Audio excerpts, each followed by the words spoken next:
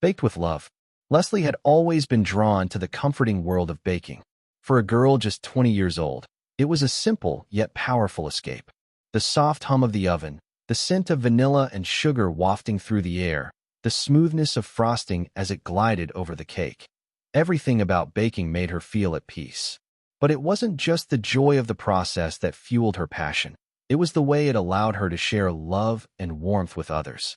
Her mom, Maria, had taught her all the basics of baking, from measuring flour to perfecting the delicate balance of sweetness in a cake.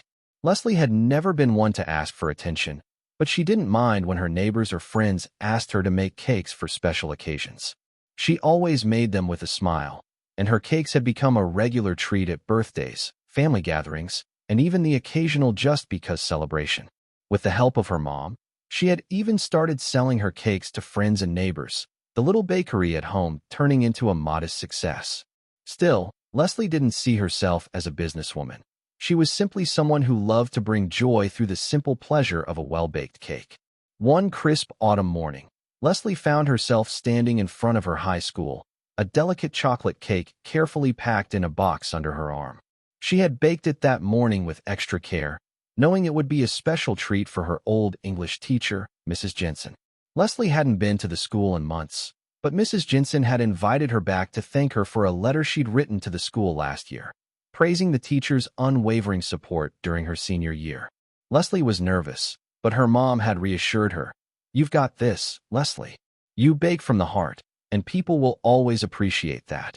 As she made her way into the school, her mind wandered back to the days when she'd sat in those very classrooms, scribbling notes and daydreaming about her future.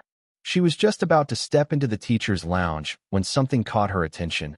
A group of kids huddled around a table in the school hallway.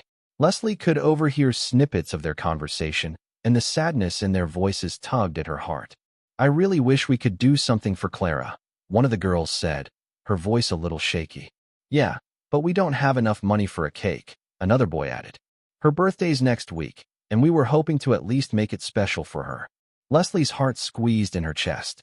Clara, she realized, must be one of the many orphaned children at the school, a girl who was often seen alone, a little quiet and withdrawn, but always with a smile for everyone. Leslie had seen her around a few times, but never really knew much about her. She only knew that Clara had been through a lot, and the kids around her had always tried to make her feel accepted, though it wasn't always easy. Leslie's curiosity and her growing sense of compassion drove her to approach the group.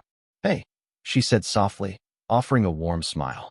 "I couldn't help but overhear. You're planning something for Clara's birthday, right?" The kids all turned to her, some hesitant, others hopeful. The girl who had spoken earlier smiled, albeit sadly. "Yeah, we want to do something nice for her. She doesn't have anyone, you know. We just don't have enough to make it special." Leslie's mind raced as she looked at their downcast faces. "Well, maybe I can help." The kids blinked in surprise. "You can?" the boy who had spoken earlier asked, a glimmer of hope in his eyes. Leslie nodded, her heart swelling with a sense of purpose. "I bake cakes," she said simply. "How about I make a birthday cake for Clara? We can meet at the cafe after school, and I'll bring it." The kids stared at her in disbelief, and for a moment, the air was thick with quiet excitement. Then, one by one, they nodded eagerly. "Thank you," the girl who had spoken first said. "You're really going to do that?" "Of course," Leslie replied with a warm smile.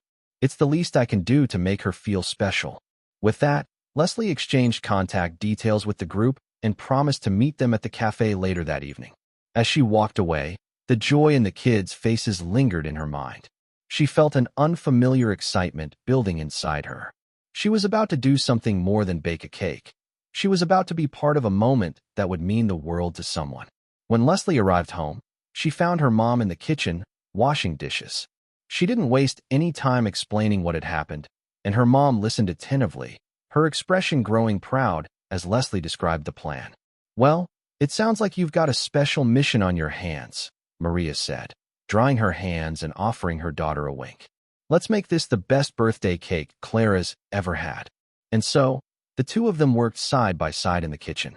Leslie decided on a cake that would be both simple and extraordinary, a rich vanilla sponge layered with fresh whipped cream and berries, decorated with delicate sugar flowers, and a sweet message written in icing. "Happy birthday, Clara." The cake was a labor of love, each step infused with the hope that it would bring a little brightness to Clara's life. By the time evening arrived, the cake was ready. Leslie carefully loaded it into a box and headed to the cafe, the excitement building as she walked the familiar streets of her neighborhood. The cafe, a small but cozy spot, was bustling with students and residents, but Leslie spotted the group of kids immediately when she entered. They waved her over eagerly, and Clara, standing shyly among them, looked surprised and curious. When Leslie placed the cake in front of her, Clara's eyes widened. The other kids beamed at her, and Clara's hands shook slightly as she reached for a slice. You really did this for me?" Clara asked, her voice soft but full of wonder. Leslie smiled warmly. "Of course. Everyone deserves a special day, and today is yours." For a moment, the cafe grew quiet. Then, Clara's face broke into a smile, and the room seemed to fill with a newfound warmth. The other kids cheered, and one by one, they all dug into the cake. It was a small celebration, nothing extravagant, but to Clara, it felt like the world. As the evening wore on, Leslie sat back and watched the kids laugh, share stories, and enjoy the cake. Clara's joy was palpable, and Leslie's heart swelled with a sense of fulfillment that went beyond baking. She had brought more than just a cake to that cafe. She had brought a sense of belonging, a reminder that even small gestures can make the biggest difference. The night ended with a chorus of "Thank you, Leslie" from the kids, and Clara gave her a shy but sincere hug. "Thank you for making me feel special," she whispered. Leslie hugged her back, feeling a tear slip down her cheek. "You are special, Clara. Never forget that." As Leslie left the cafe, the cool evening air wrapped around her, but she felt warm inside. She had made a difference in someone's life that day, and in doing so, had learned something important herself. Kindness, no matter how small, could create the most meaningful connections. And that, she thought, was the sweetest recipe of all.